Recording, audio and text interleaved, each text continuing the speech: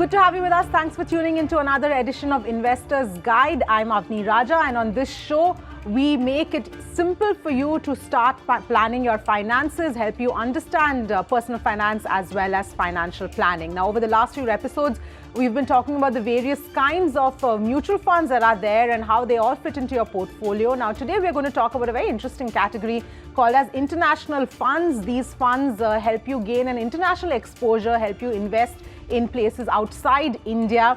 What are the risks? Do they make sense for you? What you should know, all of that is lined up ahead. And to explain more, I'm being joined by Feroze Azeez of Anand Rathi Wealth Management. Feroze, thank you so much for joining us on another episode of Investor's Guide. So we're talking about international funds today. Now, this is an interesting category of funds. If you can first help us understand what exactly this category does before we get into how it fits into one's portfolio. Avni, as the name suggests, an international fund is a fund where Indian investors invest money in the mutual fund. The money collected is transmitted to invest in the global capital markets, especially the equity markets. For example, if you're speaking of an US equities fund, global equity fund, US feeder fund, the money is collected in India. It is sent to the US. Converted into dollars, sent to the US to invest in US-based stocks. So international funds are funds which invest globally, not in the Indian equity market or the debt market. So these funds could be of two kinds. One where the money collected in India invests the collected money into a separate fund which is already existing, which are called feeder funds, which feed into another global mutual fund. There could be another fund which collects money and directly invests in stocks going back in the US in this illustration. So international funds are funds which invest globally. There are two types of international funds. One, which are a feeder fund which collect the money in India, invest into a mutual fund which is already existing in the US, in this example, of course. There could be another fund which collects the money and directly the fund manager invests in stocks. So international funds are a good way to diversify the money beyond the Indian capital markets. So Feroze, the next question that comes to mind really is that is this something that all mutual funds offer as far as an investor is concerned?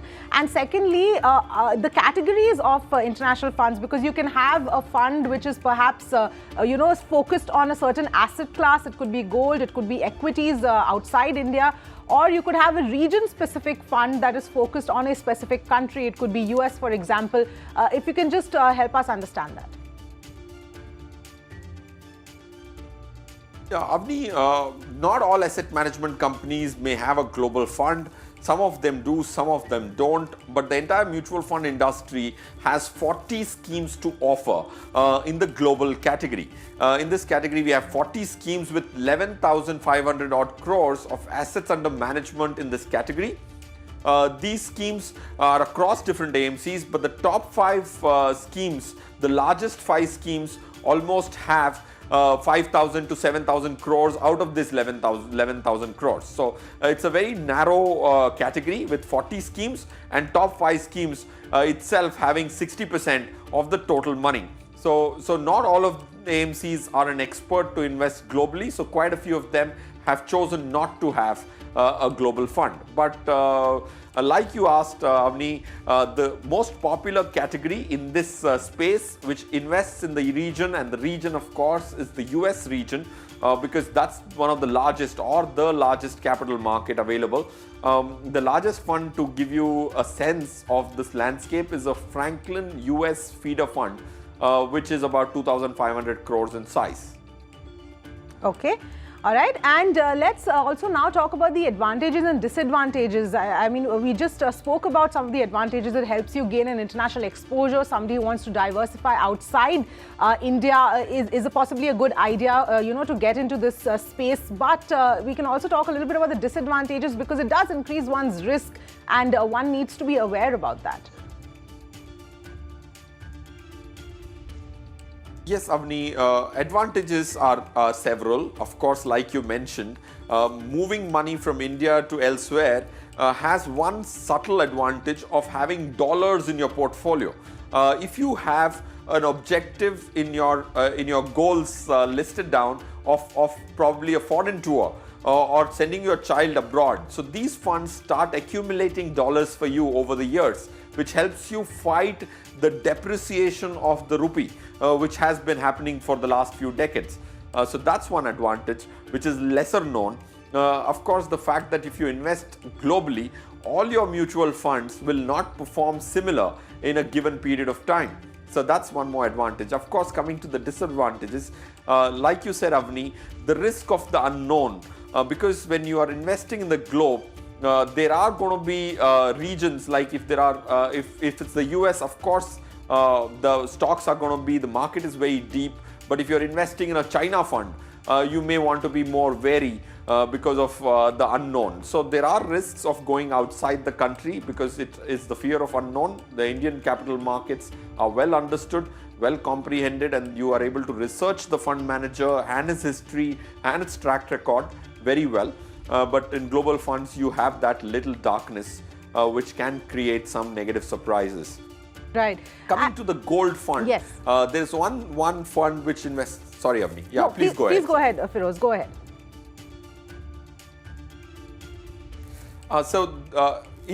None of these international funds invest directly in gold, but there are funds which invest in gold mining companies. So largely the entire classification or the category itself of 40 schemes invest more or less in equity because globally the interest rates are very low. So investing from India into global debt doesn't make too much sense.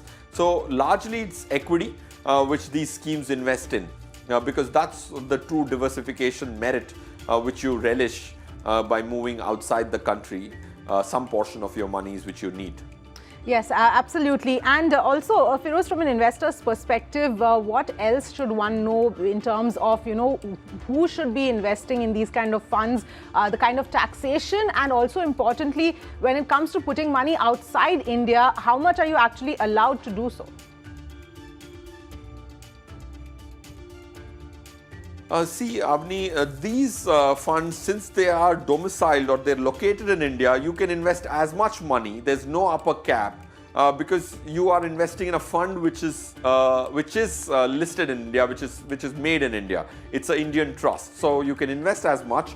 But from a personal finance standpoint and a prudence standpoint, I would recommend not more than 10 to 15% in international funds, especially for those people who have objectives of a dollar expense, like child's education abroad might need you maybe $100,000. So you may want to start doing a systematic investment plan in an international fund so that you are accumulating dollars over periods of time. And one more thing you need to know about these funds is there could be a duplication of expense. Like if the money is invested in another fund in the US, there could be an expense ratio of that fund, and there is also an expense ratio of the domestic fund.